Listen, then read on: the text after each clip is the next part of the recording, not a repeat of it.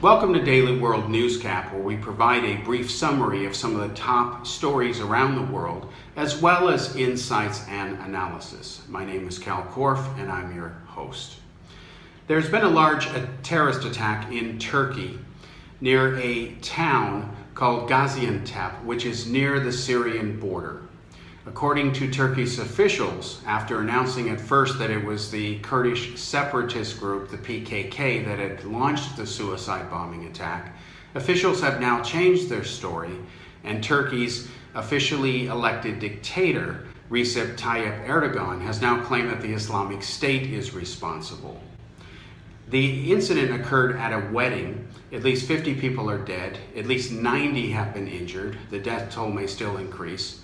And terrorist attacks under Erdogan's watch, and especially this year, have been increasing in Turkey across the country. After all, it was just a few months ago that the major airport at Turkey, Ataturk, was successfully hit by a couple of suicide bombers. This is after being assured by Erdogan's officials that the airport was secure. Obviously, the terrorists didn't get the memo. As Erdogan continues to increase and tighten his grip on Turkey, it is predictable that violence such as this and an increased number of terrorist attacks will only occur. In other words, the numbers are not going to go down unless Turkish officials get very lucky and are able to prevent more such attacks before they happen. This particular incident involved a suicide bomber who decided to target a large wedding. Again, at least 50 people are dead and at least 90 have been injured.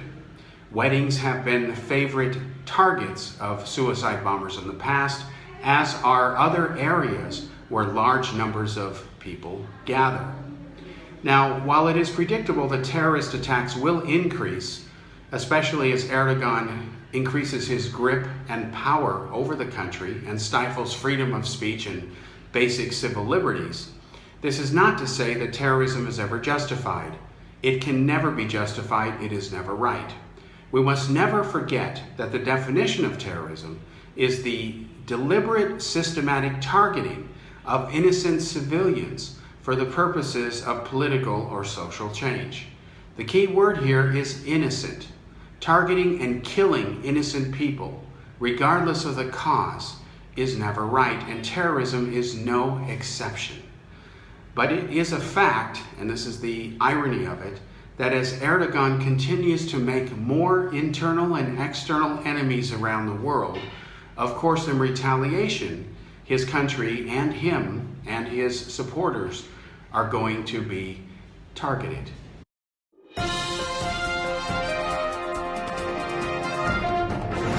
In the United States, Republican presidential candidate Donald Trump is looking ever more presidential in his latest incarnation.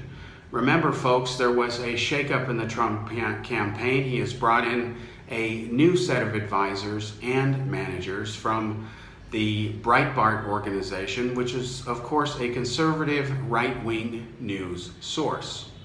The first efforts to remake Donald Trump's image as a more humble, approachable, and humane leader have so far manifested some positive results.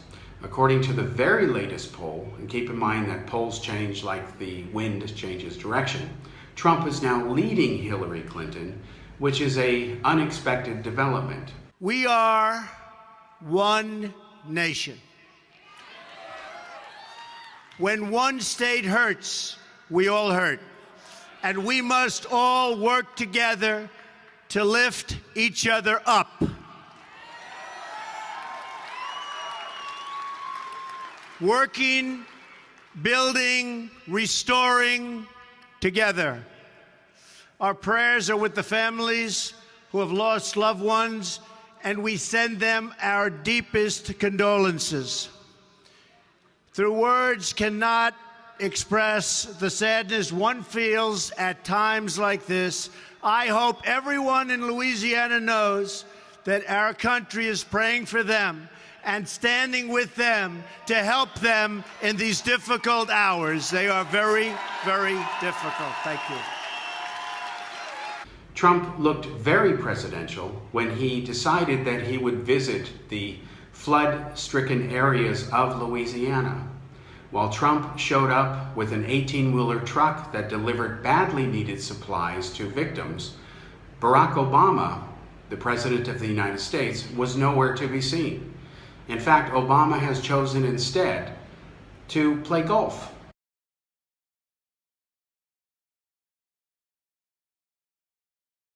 Obama does that. He often plays golf during some of the worst crises that hit the United States as well as different parts of the world. He has been resoundingly and strongly condemned for this during the entirety of his 2 terms in office, and deservedly so.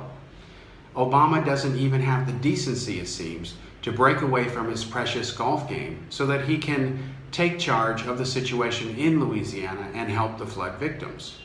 Now, one might say, well, that's rather harsh to criticize the President of the United States for choosing to play golf over helping victims, fellow Americans in this case, and voters, hello. But it is a fair and valid criticism, and here's why. There is a cynical hypocrisy and calculus in Obama's actions, because we must never forget that it was then Senator Barack Obama, when he ran for president, that had the nerve and the audacity to criticize then Republican President George W. Bush for taking too long to respond to the damage and the victims from Hurricane Katrina. Obama gave a famous speech using his oratory skills to condemn Bush and said that it was a failure of leadership. Well, it was. He was right about that. Bush failed. Bush not only later admitted this, he apologized. But if this same standard is to be applied to the chosen one, that's Barack Obama's one of his many nicknames, then what is Obama showing? Leadership? No, a failure of leadership. So Obama has no room to talk on this incident. And of course, he hasn't really said much.